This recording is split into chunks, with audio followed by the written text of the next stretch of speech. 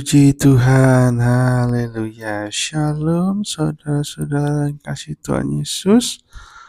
Kembali lagi bersama kita di dalam program Bahas Baca Alkitab setiap hari. Nah, saat ini program ini adalah program untuk membaca, merenungkan firman Tuhan secara berurutan dari Kejadian sampai Wahyu. Biarlah kiranya membaca Alkitab ini bisa terus kita belajar firman Tuhan secara berurutan dan berkesinambungan dari Kejadian sampai Wahyu.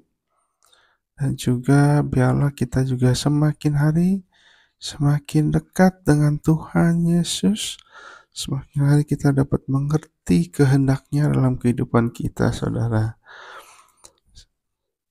Mari kita saat ini kita mau melanjutkan pembacaan Alkitab kita dalam Kejadian 25. Saudara, ya kan? Sebelum kita membaca merenungkan firman Tuhan, kita mau berdoa dulu. Mari kita bersatu di dalam doa. Bapa kami yang bertata di dalam kerajaan surga, Tuhan Yesus Kristus yang baik, kami bersyukur Tuhan pada hari ini, hari Rabu yang indah ini ya Bapa. Terima kasih atas penyertaan-Mu, pemeliharaan-Mu dalam kehidupan kami. Kau juga telah menyertai kami dalam tidur kami semalam ya Bapa. Kau telah membangunkan kami pada hari ini, hari yang begitu luar biasa ya Tuhan. Terima kasih atas hidup, kesehatan, kekuatan yang Kau berikan buat hidup kami pada satu hari lagi ini ya Tuhan.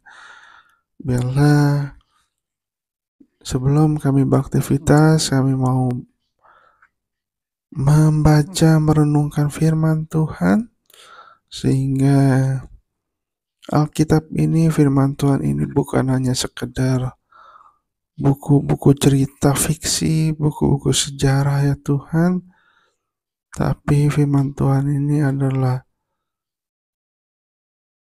menuntun kehidupan kami untuk menjalani kehidupan kami ya Tuhan di dalam dunia ini.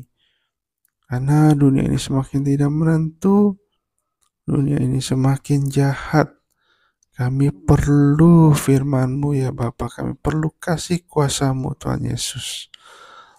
Tuhan jamah setiap kami, Tuhan urapi kami semua oleh kuasa kuat-kuat Roh Kudus-Mu ya Bapa, sehingga kami dapat mengerti apa yang kami baca dan renungkan pada hari ini ya Bapa. Terima kasih Tuhan Yesus.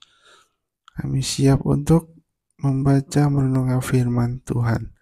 Hanya di dalam nama Tuhan Yesus Kristus. Haleluya. Amin. Amin. Nah, saudara, di dalam Kejadian 25 ini, di sini ada 34 ayat dan ada 4 perikop, saudara. Ya kan, cukup banyak perikopnya, tapi memang satu perikop dikit-dikit ya. Nah, kita akan mulai dari perikop pertama, keturunan Abraham dari Ketura. Kejadian 25 ayat 1, Abraham mengambil pula seorang istri, namanya Ketura.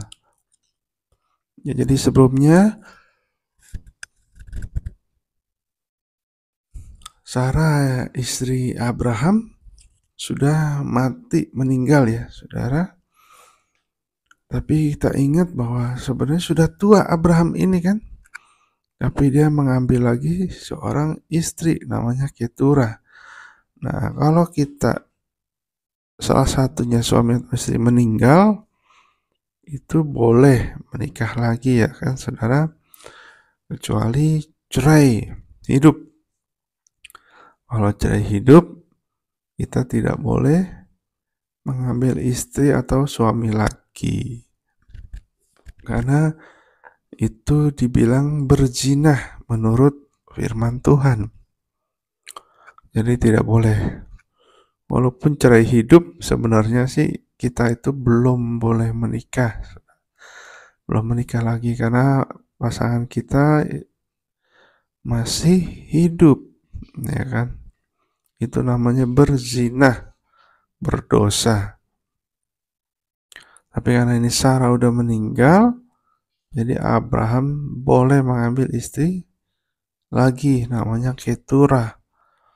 Perempuan itu melahirkan, ayat kedua, perempuan itu melahirkan baginya Zimran, Yoksan, Medan, Midian, Ishibak, dan Suah. Ada 6 anak. Padahal kita tahu Abraham sudah tua, tapi masih bisa melahirkan 6 anak. Luar biasa, saudara. Karena memang janji Tuhan kepada Abraham, menjadikan Abraham keturunannya seperti bintang di langit, dan jumlahnya seperti bintang di langit, dan juga pasir di tepi pantai. Nah, Yoksan memperanakan Sheba dan Dedan. Keturunan Dedan ialah orang Asyur, orang Letus, dan orang Leum. Nah, ternyata orang Asyur itu dari Dedan, keturunan dari istrinya yang kedua, Keturah. Ketiga ya sebenarnya, saudara ya. Makanya sebelum itu Hagar sudah jadikan istri juga, walaupun waktu itu disebut selingkuh, berzina gitu ya, oleh Hagar. Tapi karena Keturah ini tidak berzina, karena istri sudah meninggal, berarti ini tidak dosa, saudara ya kan. Nah, di ayat 4, anak-anak Midian ialah Eva, Efer, Henok, Abida, dan Elda.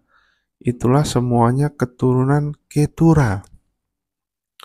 Jadi Henok itu berarti dari anak-anak dari Midian.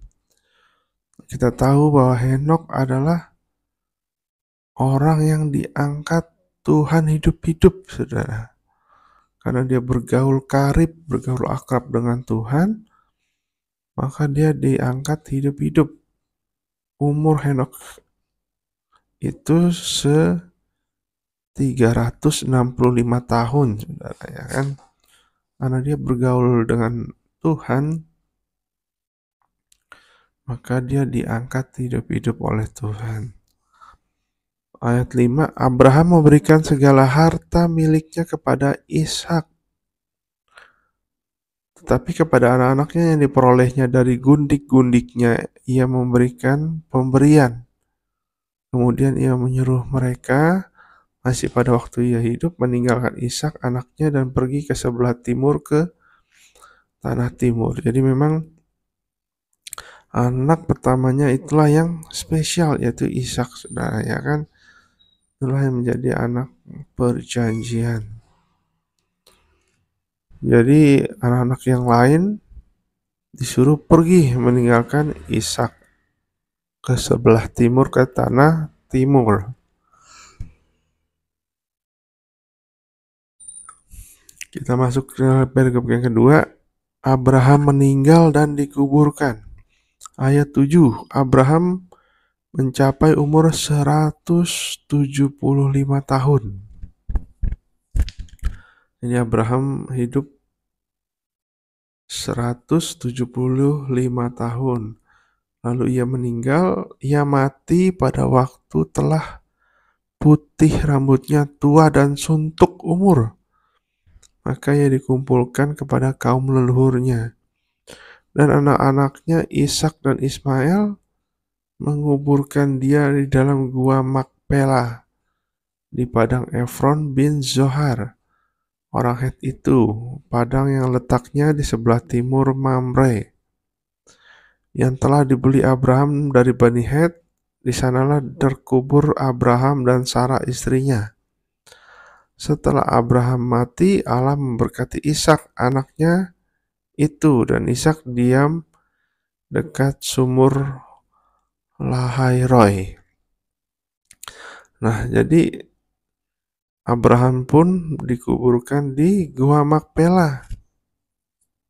Ya, saat itu dibeli untuk menguburkan istrinya Sarah. Dan kita sudah membaca sebelumnya, saudara, bahwa memang disitulah telah disiapkan untuk menguburkan keluarga ini, saudara, ya kan? Abraham dan Sarah dan anak-anaknya. Makanya Abraham dikuburkan di Gua Makpela juga, karena sudah disiapkan di situ, ya kan? Jadi nggak kemana-mana gitu. Kita lanjutkan di perikop yang ketiga berjudul Keturunan Ismail. Ayat 12. Inilah keturunan Ismail, anak Abraham yang telah dilahirkan baginya oleh Hagar, perempuan Mesir hamba Sarah itu. Inilah nama-nama anak-anak Ismail disebutkan menurut urutan lahirnya. Nebayot, anak sulung Ismail.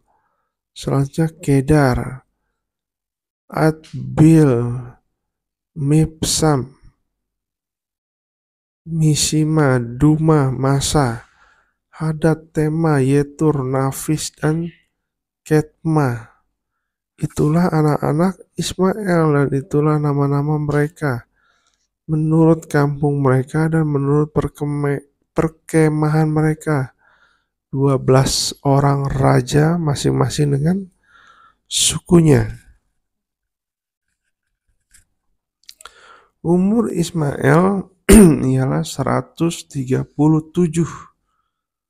Jadi umur Ismail itu 137 tahun. Sesudah itu ia meninggal.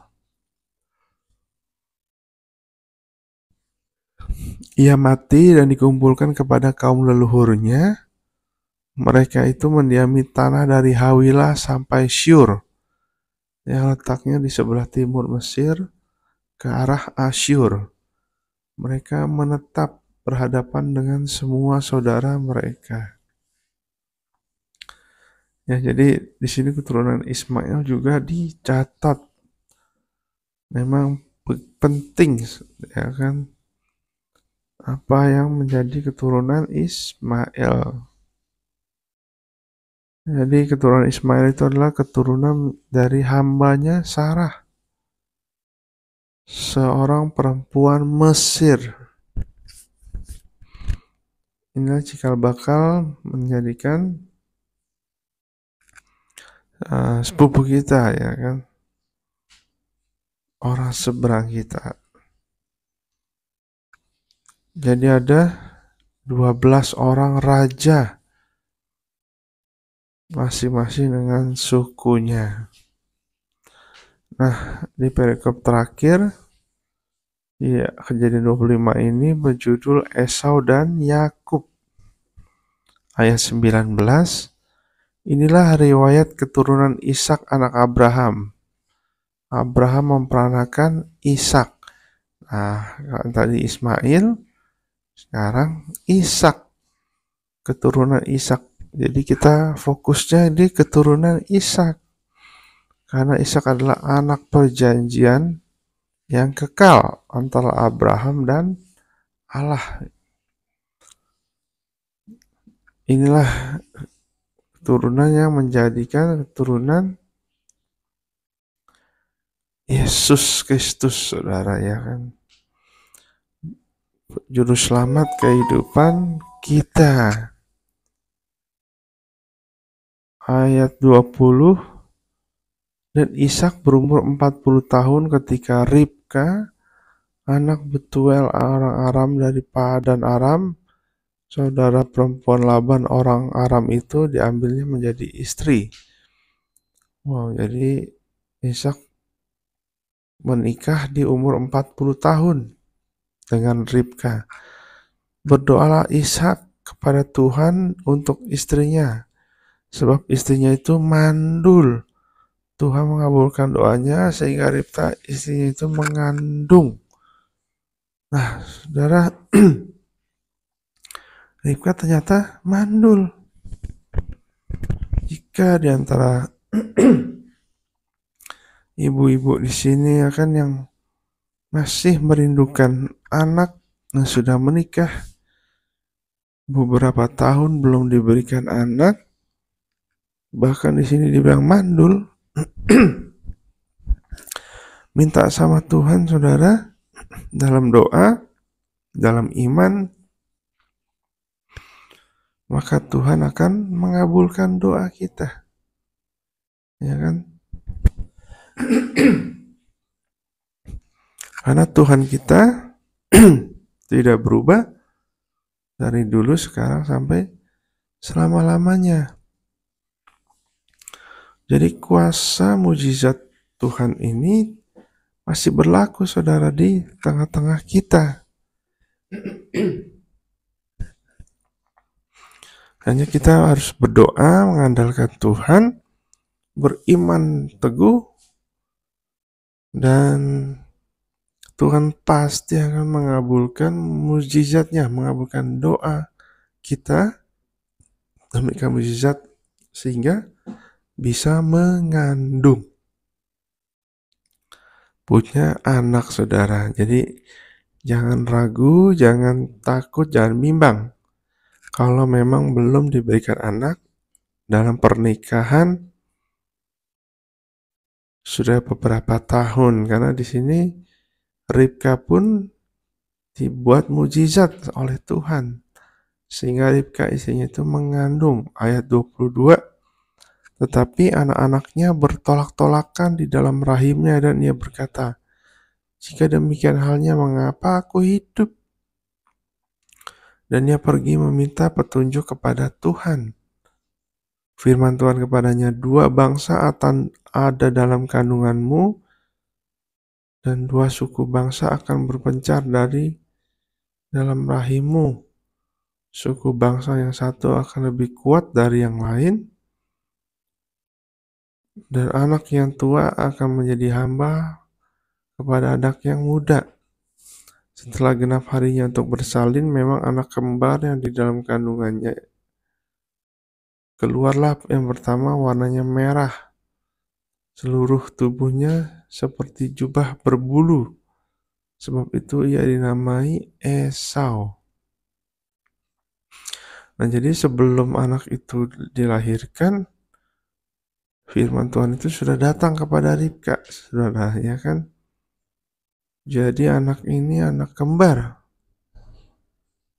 tetapi berbeda nasibnya, berbeda kehidupannya. Nah, 2 anak ini akan menjadi bangsa, berpencar, ya kan? Yang satu lebih kuat, tapi anak, bahkan ini terbalik, anak yang tua menjadi hamba anak yang muda. Harusnya kan yang tua ya, yang lebih dominan gitu, ya kan? Tapi di sini anak yang tua menjadi hamba anak yang muda. Jadi ketika kita masih di dalam, nah, jadi pada saat kita masih di dalam kandungan, Tuhan itu sudah punya rencana dalam kehidupan kita masing-masing, saudara, ya kan? Punya panggilan masing-masing dalam kehidupan kita. Jadi kita jangan ragu-ragu, kita jangan bilang hidup kita tidak ada gunanya, saudara. Tapi Tuhan sudah punya rencana dalam kehidupan kita masing-masing, bahkan sebelum kita dikandung, saudara, di dalam firman Tuhan. Nah, kemudian kita lihat di ayat 26, sesudah itu keluarlah adiknya, tangannya memegang tumit Esau, sebab itu ia dinamai Yakub. Ishak berumur 60 tahun pada waktu mereka lahir. 60 tahun baru lahir, saudara. Lalu bertambah besarlah kedua anak itu. Esau menjadi seorang yang pandai berburu, seorang yang suka tinggal di padang, tetapi Yakub adalah seorang yang tenang, yang suka tinggal di kemah. Ishak sayang kepada Esau sebab ia suka makan daging buruan, tetapi Ribka kasih kepada Yakub. Pada suatu kali Yakub sedang memasak sesuatu, lalu datanglah Esau yang lelah dari padang. Kata Esau kepada Yakub, "Berikanlah kiranya aku menghirup sedikit dari yang merah-merah itu, karena aku lelah." Itulah sebabnya namanya disebut Edom. Tetapi kata Yakub, "Jualah dahulu kepadaku hak kesulunganmu." Sahut Esau, "Sebentar lagi aku akan mati. Apakah gunanya bagiku hak kesulungan itu?" Kata Yakub, "Bersumpahlah dahulu kepadaku." Maka bersumpahlah ia kepada Yakub, dan dijualnyalah hak kesulungannya kepadanya. Lalu Yakub memberikan roti dan masakan kacang merah itu kepada Esau. Ia makan dan minum, lalu berdiri dan pergi. Demikianlah Esau memandang ringan hak kesulungan itu. Amin. Nah, lihat saudara ya, Esau itu menganggap ringan, memandang ringan hak kesulungan.